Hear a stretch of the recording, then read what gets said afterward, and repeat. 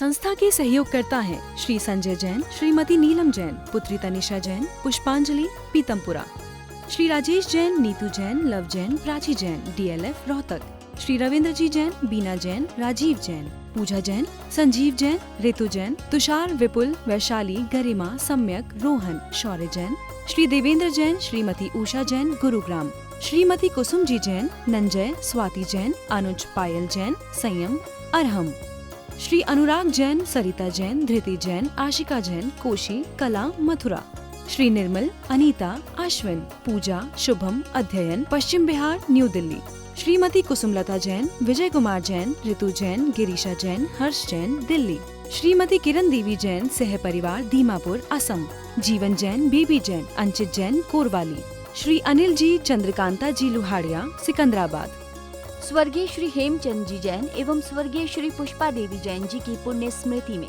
पुत्र एवं पुत्रवधू श्री आनंद जैन, श्रीमती सुधा जैन, पौत्र एवं पौत्रवधू विवेक जैन, पालजी जैन, गौरव जैन, श्रुति जैन, पड़पौत्र एवं पड़पौत्री आर्जव जैन, प्रयाण, सुभाष चंद्र जैन, पत्नी उमा रानी जैन, सहारनपुर, दिनेश चंद जैन, मीनाक्षी जैन, भावनगर, भरतेश जैन, मालिनी जैन, कोलकाता, पराग जैन, प्रीति जैन, मुंबई, पंकज जैन, निधि जैन, सहारनपुर, पौत्र पुण्य जैन, सम्यक जैन, पूज्य जैन, संभव जैन, देवांश जैन, पवित्र जैन, पौत्री संस्कृति जैन, बोधि जैन, सुदीप कुमार जैन, श्रीमती रेणु जैन, सुप्रभ जैन, मुस्कान जैन।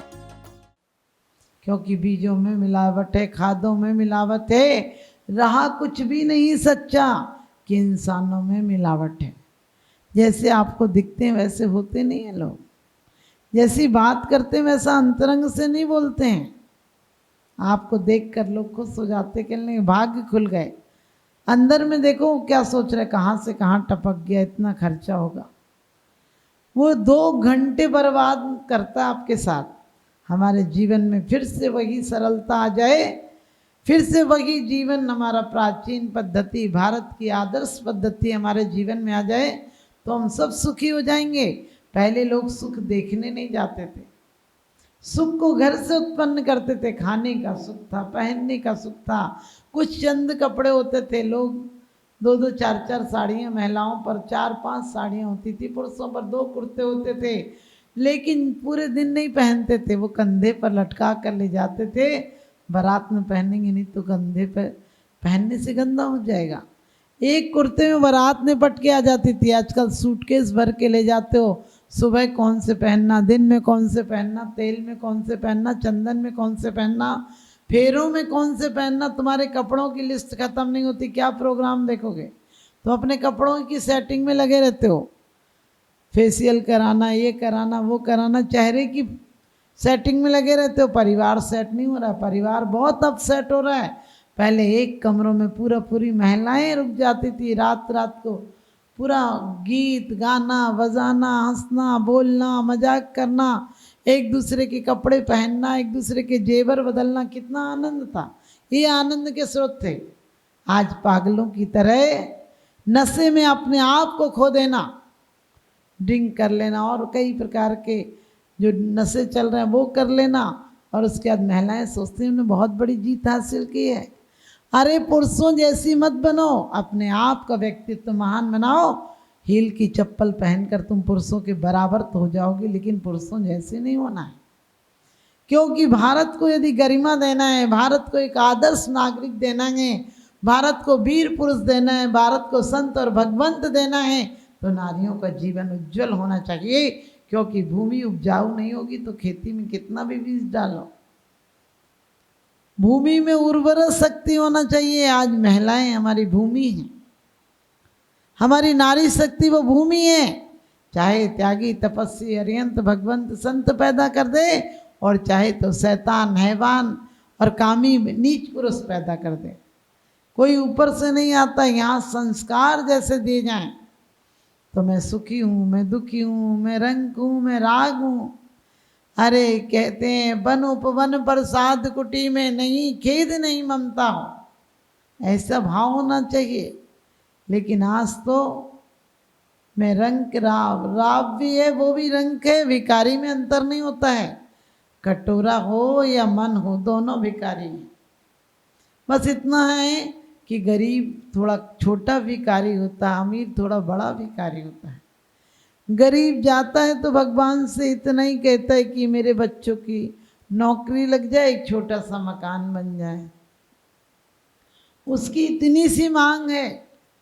लेकिन अमीर कहता है हर शहर में फैक्ट्री खुल जाए, हर कपड़े की दुकान का शोरूम मेरा घर हो, हर चीज की नुमाइशें मेरे घर पर हों और हर चीज का प्रदर्शन मैं कर सकूं। आज तो पत्नी भी प्रदर्शन की चीज हो गई। पति कमाता है, पैंट शर्ट में घूमता है, पत्नी देखो ऊपर से नीचे शोरूम सी बनी घूमती है, उसका सारा प्रदर्शन कर रही है वो। और घर में आत्म दर्शन नहीं हो पा रहा है, निज तत्व का दर्शन नहीं हो पा रहा है। आज लोग बाहर आनंद लेने जा रहे हैं, बोले क्या करें, टेंशन है, चलो संडे को घूम कर आते हैं। संडे को घूमने तो चले जाओगे, लेकिन जहाँ हो तुम, जहाँ विदेशों में हो, वहाँ हर आदमी तो 6 दिन कैद में रहा है, वो हर आदमी 7वें 8वें दिन भाग रहा है कि संडे के दिन चलो आज घूम कर आते हैं। और पता चला घर की भीड़ भाड़ से भग के गए थे और वहाँ भी पूरे लोग पहुँच गए, वहाँ भी भीड़ भाड़ हो गए, वहाँ भी वही प्रदूषण हो गया, एक दूसरे को देख कर जलते हो। हमारे यहाँ तो वो संबंध थे कि महाअपराधियों को भी माफ कर दिया जाता था।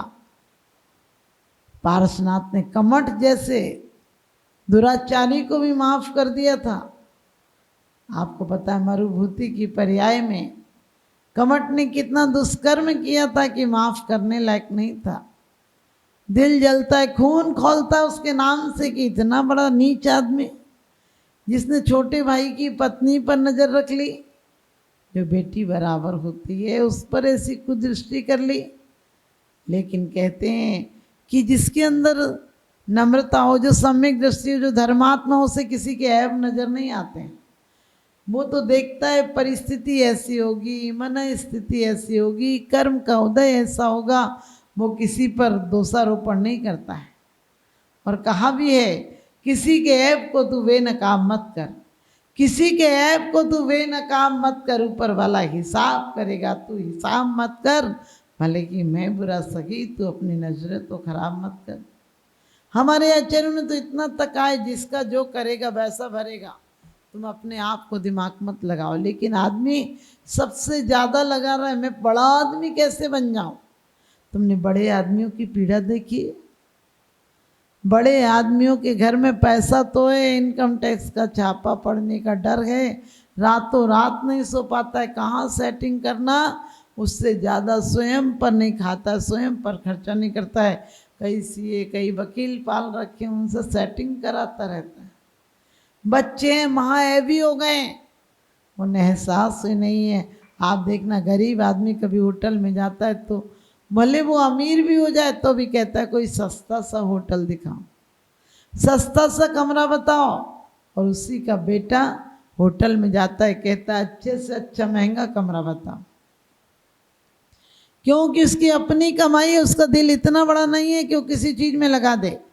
भोगों में लगाओगे तो रावण की तरह सोने की लंका बनाओगे, लेकिन एक दिन लंका भस्म हो जाएगी।